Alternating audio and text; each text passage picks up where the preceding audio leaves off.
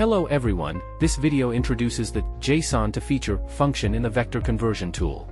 This function is used to convert feature collections from ESRI JSON, or GeoJSON, format files into feature classes.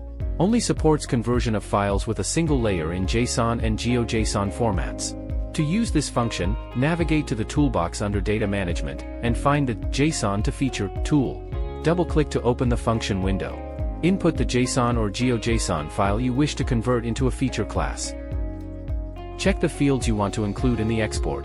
The Output Feature Class section displays the feature class that will be generated.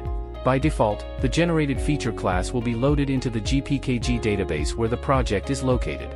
You can also choose to save the generated feature class to a different path. Here, we choose to save it in the GPKG database where the project is located. The Add Result to Project option is only effective when the output feature class result is output to the GPKG database where the project is located. When checked, it will automatically build a layer for the result data and add it to the project.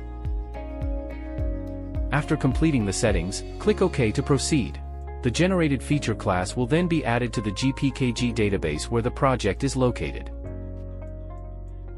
That's all for the introduction to the JSON to feature function. Thank you for watching.